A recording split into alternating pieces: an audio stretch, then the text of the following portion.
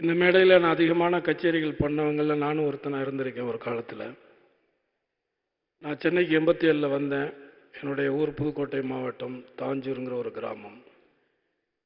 விஜயகாந்தன் எனக்கு வந்து உதவியாளர் இருந்த எஸ்கே சுப்பையா வந்து என் அண்ணன் தான். அவர் மூலியமாக எனக்கு 87 +2 முடிச்சுட்டு சென்னைக்கு வந்ததுலேருந்து 37 ஆண்டு காலங்கள் தொடர்பு இருக்குது. ஆனால் இது வரைக்கும் நான் எங்கேயுமே எதையுமே பெருசாக வெளிப்படுத்திக்கிட்டது இல்லை.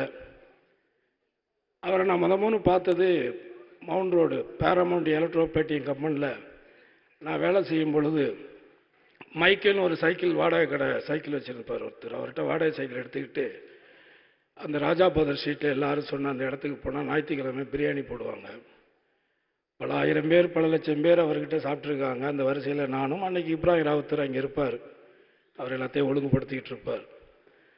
அதுக்கு பிறகு எங்கள் தாத்தா ஒருத்தர் அந்த டைட்டில் தான் எஸ்கே சுப்பையா எடுத்த படத்துக்கு பெரியண்ணான டைட்டில் வச்சாங்க.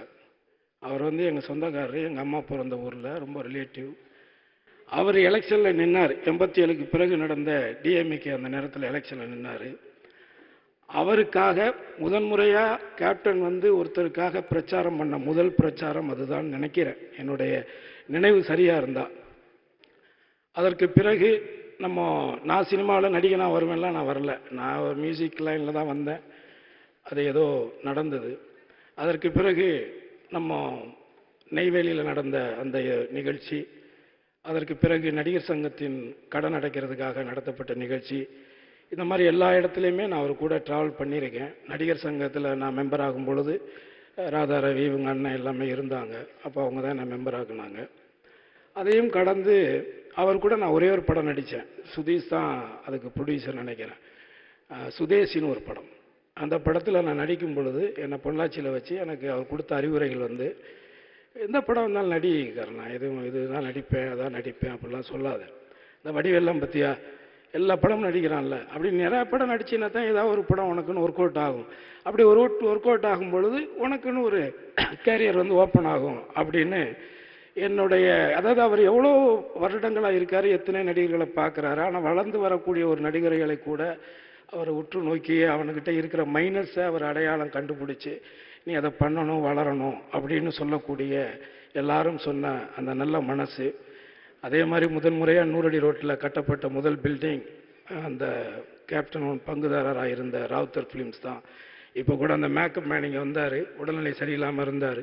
அன்னைக்கு கேப்டன் எங்கே ஒரு ஷூட்டிங் போயிட்டு பின்னாடி அந்த துணியெல்லாம் வச்சுக்கிட்டு இவர் கூட வந்தார். அப்போ நான் எங்கே சுற்றி பொழுது இது மாதிரி பில்டிங் கட்டுறாங்கன்னு சொல்லிட்டு அந்த இடத்துக்கு போனேன். அந்த ஃபங்க்ஷனுக்கு நானும் போனேன். அந்த கூட்டத்தில் அவரை பார்த்தேன், அண்ணனை பார்த்தேன். ஏவிஎம்ல ஷூட்டிங், செந்தூர பாண்டி பட ஷூட்டிங் நிறையா பார்த்துருக்கேன். ஸோ அப்போ கூட அந்த இடத்துல அவங்க ஆரம்பித்த அந்த கம்பெனி இன்றைக்கி கேப்டன் இருக்கிறாங்கல்ல அந்த இடம், இந்த 2 இடமுமே ஒரே காலகட்டத்தில் வாங்கப்பட்டது தான்.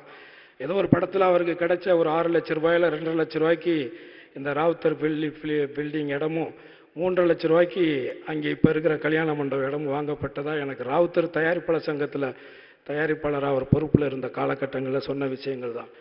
இப்படி எவ்வளவோ விஷயங்கள் அவரை பற்றி எனக்கு அவருக்கும் நிறையா இருக்குது. ஆனால் இந்த இடத்துல நான் நினைவுபடுத்த விரும்புகிறது ஒன்றே ஒன்று தான்.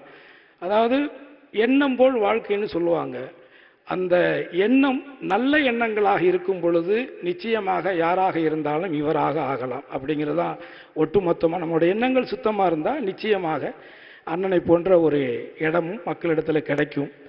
இன்னொரு விஷயம் வந்து என்னை பொறுத்தவரை நான் ஒரு கிட்டத்தட்ட ஒரு 23 வருஷமாக இந்த துறைக்கு வந்துட்டேன்.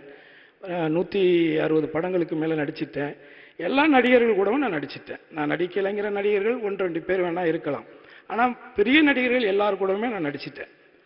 அப்படி நான் நடித்து பார்த்த நடிகர்களில் தன்னை மட்டுமே நம்பக்கூடிய ஒரு நடிகர், அவருக்கு வந்து இந்த நம்பர் 1 மியூசிக் டைரக்டர் தேவையில்லை, நம்பர் 1 டைரக்டர் தேவையில்லை, நம்பர் 1 ஹீரோயின் தேவையில்லை, நம்பர் 1 காமெடியன் தேவையில்லை. இன்றைக்கி நீங்கள் எந்த ஹீரோ வேணாலும் எடுத்துக்கோங்க.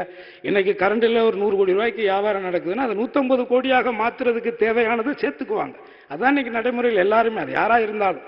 அந்த விதத்தில் நான் பார்த்த நடிகர்களில் உண்மையான சூப்பர் ஸ்டார் யாருன்னு கேட்டால் எங்கள் அண்ணன் விஜயகாந்த் மட்டும்தான்.